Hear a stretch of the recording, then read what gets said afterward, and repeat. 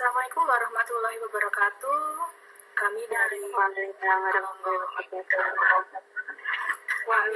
kelompok 2 ingin memaparkan hasil diskusi kami. Untuk itu kepada Ibu Ratna kami persilahkan. Monggo. Ya, terima kasih Bu In. Bapak Ibu mohon izin share screen ya.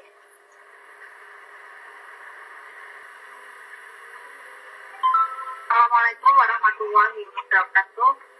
Waalaikumsalam warahmatullahi wabarakatuh. Sebelum diberikan kepada kelompok kami yaitu kelompok 2 yang terdiri dari yang pertama sebagai ketuanya adalah Bapak Nur Setiadi, yang kedua saya sendiri Ratna Sari, kemudian yang ketiga adalah Ibu Sri Indarti, dan yang terakhir adalah Ibu Diana. Pada kesempatan kali ini saya akan memaparkan hasil diskusi kami kemarin kaitannya dengan pemimpin dalam pengelolaan sumber daya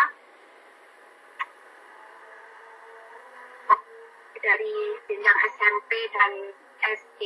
Kemudian kita simpulkan dan kita ambil contoh khusus misalkan di SMP Negeri Purwokerto.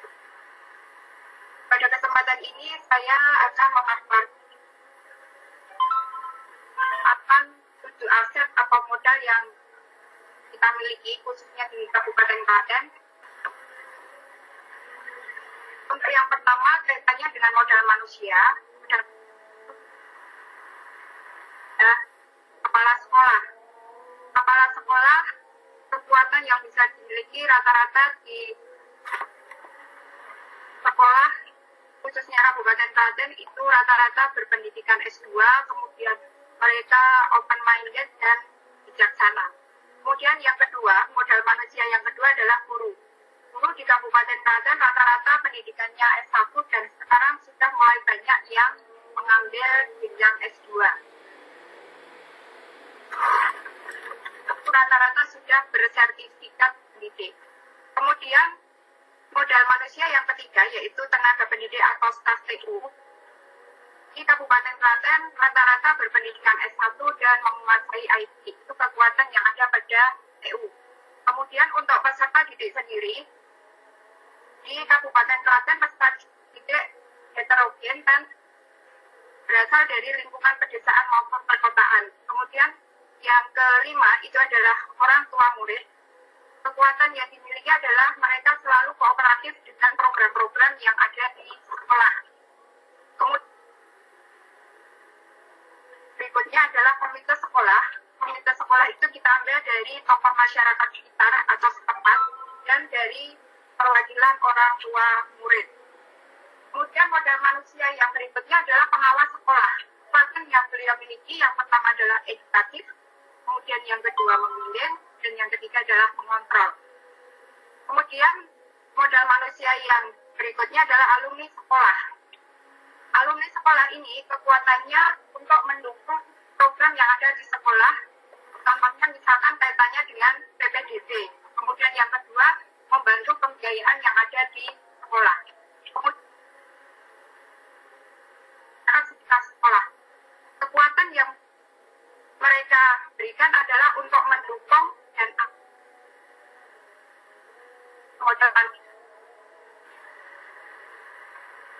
modal sosial kami contohkan yang pertama MGMP atau KKG.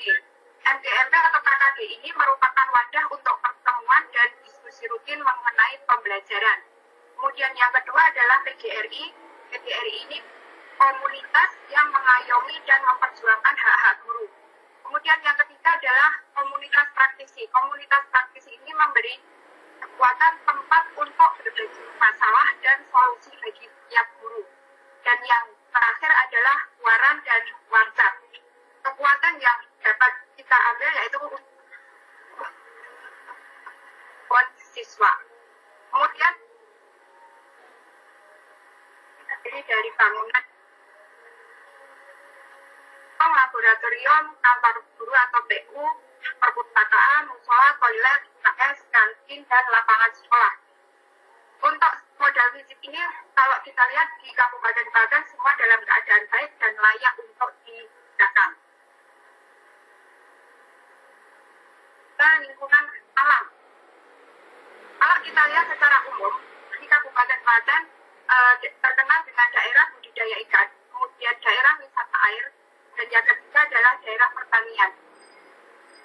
Dari jenis-jenis modal yang ada di Kabupaten Klaten ini bisa kita gunakan sebagai sumber untuk belajar anak didik kita. Finansial. Yang pertama kaitannya dengan bantuan operasional sekolah. Ini dukungan yang diberikan adalah membiayai operasional sekolah. Kemudian yang kedua ada DAK, kaitannya untuk membangun bangunan yang rusak. Kemudian ada DAU, kaitannya dengan pengadaan peralatan-peralatan. Wirausaha memanfaatkan lahan kosong untuk tanaman bernilai jual. Kemudian modal finansial yang kelima itu adalah dana dari alumni. Ini dukungannya dengan adanya paguyuban alumni yang mengkoordinasi penggalangan dana untuk sekolah, operasi dan kantin. Dukungannya dengan adanya laba dari produk yang ada di koperasi sekolah ataupun kantin bisa untuk tambahan finansial yang ada di sekolah. Ya, dengan modal politik. Kemarin setelah kita simpulkan untuk modal politik ini kaitannya yang pertama dengan kerjasama dengan Puskesmas. Dengan Puskesmas ini kita bisa melayani anak didik untuk kesehatan mereka seperti vaksin, swab, dan pelatihan kesehatan. Pramil ini bisa kita gunakan sebagai sumber belajar anak didik kita dan edukasi. Kemudian yang ketiga, kerjasama dengan kecamatan, kerjasama dalam rangka memperingati Hari Besar Nasional dan sebagai sumber belajar. Kemudian kerjasama dengan pemerintah desa untuk mendukung dan memfasilitasi program yang ada sekolah. Dan kita ambil contohnya untuk kegiatan keagamaan dan peringatan Hari Raya dan perayaan budaya. Kita lihat di sini. Contohnya itu kita ambilkan pada kegiatan sebelum pandemi itu, misalkan Hari Jadi Kota Klaten, di mana setiap sekolah menyumbangkan penari-penari gambyongnya yang hebat-hebat untuk bisa memeriahkan ulang tahun Kabupaten Klaten. Kemudian ada budaya yang ada di sekitar kita, khususnya yang ada di daerah Jatinong, itu ada Kebaran Apung, kemudian yang terakhir ada budaya Kilat yang ada di Desa Sorogaden. Dan dari kegiatan-kegiatan dan ajang penampilan bakat dan kreativitas siswa. Kekuatan pada masing-masing modal. Kemudian dari kekuatan yang ada kita ambil strateginya untuk pemanfaatannya di sekolah. Yang pertama, strategi modal manusia. Dari kepala sekolah dengan kekuatan yang beliau miliki, kita harapkan strategi yang diharapkan beliau dapat menempatkan tanggung jawab anak buahnya sesuai dengan kemampuan dan tupoksinya. Untuk guru dan staf TU, kita mengoptimalkan kemampuan dan keahlian dengan pengembangan diri. Kemudian untuk murid, kita memfasilitasi minatnya. Kemudian untuk orang tua, kita melibatkan langsung orang tua dalam program yang ada di sekolah. Kemudian untuk pengawas, melibatkan pengawas dalam program sekolah dan menjadikan narasumber. Kemudian untuk komite, melibatkan komite dalam program sekolah. Kemudian untuk alumni, melibatkan mereka kaitannya dengan pembiayaan atau penggalangan dana untuk sekolah. Kemudian masyarakat sekitar, melibatkan masyarakat dalam pelaksanaan program yang ada di sekolah.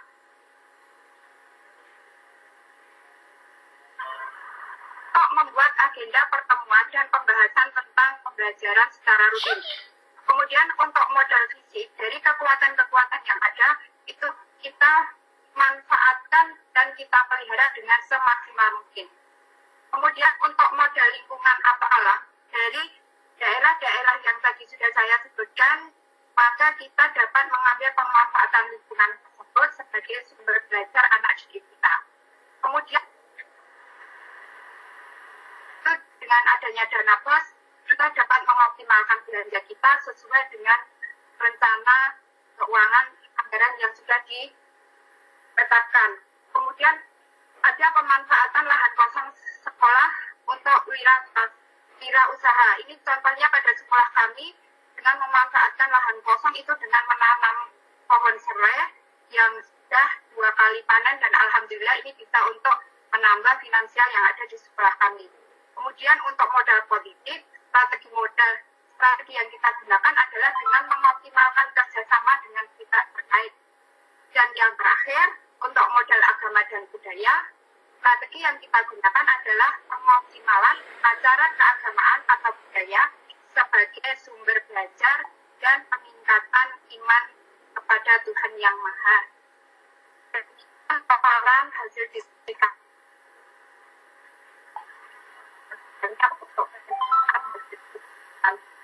sekian presentasi dari saya. Terima kasih. Assalamualaikum warahmatullahi wabarakatuh. Waalaikumsalam warahmatullahi wabarakatuh. Demikian tadi presentasi dari Ibu Ratna. Terima kasih kepada Ibu Ratna. Selanjutnya, monggo bagi Bapak Ibu yang ingin menanggapi atau memberikan masukan, kami persilahkan. Monggo. Sebelumnya saya batasi bisa biar adil dulu. Ya, Ibu Sobaria. Monggo saya persilahkan. Dari kelompok 1, Ibu Sobaria, monggo. Terima kasih Ibu untuk kesempatannya. Tadi saya ingin menanggapi presentasinya sudah luar biasa, jelas, bagus, pemaparannya bagus, runtut, tetapi saya hanya ingin tadi modal manusia, ada beberapa modal yang saya rasa belum maksimal dalam pemetaannya. Misalnya tadi di modal manusia, tadi ini kan pemetaan aset daerah untuk pemanfaatan pengembangan sekolah. Jadi kan berhubungan dengan aset daerah. Jadi lebih luas lagi. Kalau yang pertama tadi yang modal manusia yang disampaikan oleh tadi itu baru lingkup sekolah, kebanyakan lingkup sekolah. Memang ada tadi alumni dan sebagainya, tapi menurut saya masih perlu penambahan karena berhubungan dengan pemangku kepentingan yang lebih berkuasa, yang lebih menguasai daerah tersebut, jadi lebih bisa bermanfaat untuk pengembangan sekolah utamanya. Semuanya bermanfaat tapi lebih kuat lagi.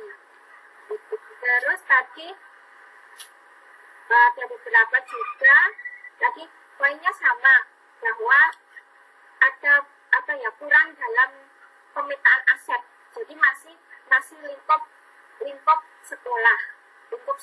Jadi alangkah lebih baiknya kalau ditambahkan lagi pada lingkup aset daerah di sekeliling, di daerah Bu Fitri, Bu Sedang, Bu Ratna, apalagi itu kan seperti daerah Ponggok, itu juga banyak sekali asetnya. Terima kasih. Begitu saja Ibu tanggapan dari saya. Terima kasih.